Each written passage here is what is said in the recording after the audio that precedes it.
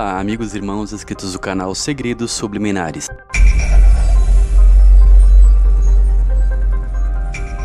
Dando continuidade ao assunto anterior sobre os OVNIs, alguns disseram que eu estava afirmando que o que apareceu lá em Magé estava relacionado a discos voadores. Em nenhum momento eu disse isso. Eu deixei bem claro que todo fenômeno não identificado recebe o nome de OVNI, objeto voador não identificado. Isso nada tem a ver com a crença em vida extraterrestre. Portanto, a aparição de OVNIs não necessariamente está relacionado à crença em vida extraterrestre, ou mesmo com a aparição de discos voadores. Até mesmo um satélite ou um drone pode ser considerado um objeto voador não identificado. Agora, quanto à crença nos ETs, isto já é um outro assunto. Eu creio que isso esteja relacionado a uma doutrina satânica, e podem ser aparições de anjos caídos. Foi isso que eu falei. De qualquer forma, seja lá o que tenha aparecido lá em Magé, tem algo ainda muito estranho em tudo isso. Está sendo encoberto pelas fontes oficiais que estão lidando com este assunto. Até mesmo a revista UFO negou que se tratasse de um fenômeno extraterrestre, alegando que possivelmente o objeto que caiu em Magé é parte de um satélite chinês, ou seja, lixo espacial. Agora a gente vai falar sobre vida extraterrestre. Será que existe? É um assunto que intriga, né, o ser humano. E para falar sobre esse assunto, a gente está na linha com o ufólogo Ademar Gevaera. Ele é ufólogo, jornalista, editor da revista UFO, está no telefone com a gente. Olá, boa tarde. Olá, Luciana, tudo bem? Tudo certo. Há quantos anos o senhor se dedica à ufologia e a que conclusões já chegou durante esse estudo? Há muitas, e também pesquiso esse assunto a minha vida inteira. A minha primeira leitura foi aos 7 anos e eu comecei as minhas pesquisas aí em Maringá, por sinal, aos 12 anos. A minha primeira palestra foi no colégio, no Instituto de Educação, ali na Zona 2, se não me engano, aos 14. E aos 16 na Biblioteca Pública aí de Maringá. De lá não parei mais. Pesquiso isso a vida inteira e publicamente há 40 anos aproximadamente. Só a revista UFO que eu produzo tem 38 anos de idade. Mas eu gostava mesmo de Eram os Deuses Astronautas, do Erich von Däniken, que eu li aos 7 anos. De lá não parei mais.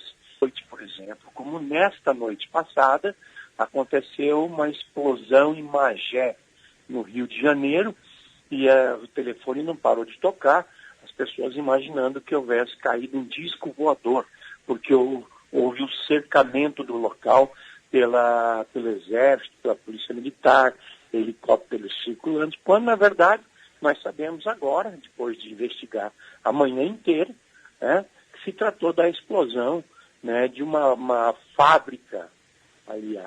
Mas há uma controvérsia, porque algumas pessoas afirmam que também pode ter sido a queda de um pedaço de um foguete chinês. A gente não sabe o que é exatamente, mas são essas duas hipóteses e está excluída a hipótese da queda de um disco voador. E como há essa mente conspiracionista nas pessoas, o que prevalece é cair um disco voador e estão acobertando. Inclusive a revista UFO, que já está garantindo e está publicando dentro de um instante, que não foi, a revista UFO já foi apedrejada aí como tendo sido cética, não tendo admitido. Mas nós não podemos fazer uma afirmação sem ter uma investigação antes. E se existem membros da imprensa lá cobrindo o fato e vendo que se trata de coisas explicáveis convencionalmente, nem carece que vá um ufólogo até a localidade para fazer a pesquisa. Se fosse algo mais inusitado, pode ter certeza que nós iríamos. Olha, muito obrigada, pela entrevista. Uma boa tarde para o senhor. É uma satisfação, estou sempre à sua disposição. Muito obrigado. Outros ainda sugeriram que poderia ser parte metálica de um dos satélites da SpaceX, que estão cada vez mais sendo vistos nos céus do Brasil, cujo engenheiro é o Elon Musk, com seu projeto ousado de criar uma rede neural via satélites. Mas até agora não houve nenhuma notificação oficial por parte dele sobre a perda de qualquer um dos seus satélites. Bom, mas falemos então dos OVNIs, relacionando isso com a crença em vida extraterrestre. Há muito material sobre o assunto, algo que se funde com o imaginário e até mesmo com civilizações antigas. Este é um fator muito importante na linha que vou seguir para falar deste assunto, principalmente no que se refere à nova ordem mundial. Segundo os escritos de Samael Aun Weor, os seres da galáxia azul foram os construtores das pirâmides. Ele disse que no passado houve uma guerra e estes seres foram habitar no centro da Terra. Então eu relaciono isso ao misticismo para encobrir a guerra que resultou na queda dos anjos, pois foram eles que travaram uma batalha e foram expulsos dos céus e aprisionados nas partes mais baixas da Terra, ainda que tenha sido em regiões dimensionais. Portanto, existe todo um misticismo sobre os discos voadores na literatura esotérica. Bom, eles são considerados seres alienígenas, mas na verdade eles são anjos caídos que foram aprisionados no Hades. Nós vimos que o Hades era também chamado de Sheol, uma palavra muito similar à palavra Shell, concha. Na Cabala, as Qliphotes são como cascas ou conchas, são as crostas do mal. Então o misticismo interliga muitos conceitos que desconhecemos seu significado mais profundo. Samael cita os reptilianos pelo nome de seres da galáxia azul. Ele diz que após uma guerra eles se instalaram no centro da Terra, onde os místicos afirmam existir a cidade de Shambhala, ou Agartha. Podemos relacionar isso ao que a Bíblia declara, que houve uma batalha nos céus, onde os anjos que se rebelaram contra Deus, juntamente com Lúcifer, foram aprisionados no Hades. Segundo Samael, eles seriam seres com peles que vão do tom do azul ao verde. Isso nada mais é do que uma codificação para os anjos caídos, que foram aprisionados no Hades. O livro de Efésios diz que eles são hostes espirituais da maldade nos lugares celestiais. O livro de Apocalipse de fato apresenta eles como se fossem alienígenas. Esses anjos que foram aprisionados serão soltos. Eles sairão do poço do abismo no meio da grande tribulação, e o seu aspecto é como de gafanhotos, seres verdes como se fossem uma potência bélica.